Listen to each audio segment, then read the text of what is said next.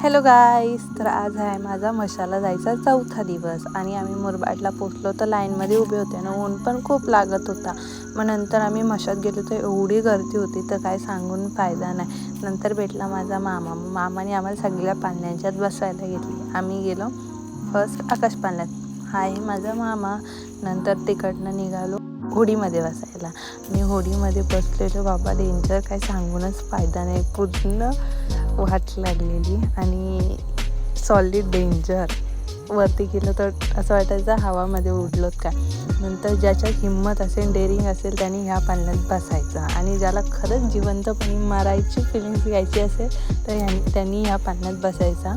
मी बसलेली, माझी तर पूर्ण जिरलेली ह्या पाळण्यात बसून. परत आयुष्यात कधी ह्या पाळण्यात मी बसणार नाही. मग नंतर तिकडनं गेलो ब्रेक डान्समध्ये बसायला. मग ब्रेक डान्समध्ये वगैरे बसलो आणि गर्दी एवढी होती तर पुढचे व्हिडिओज काढायला भेटले नाही. नंतर आलो घरी, निघालो. Bye bye.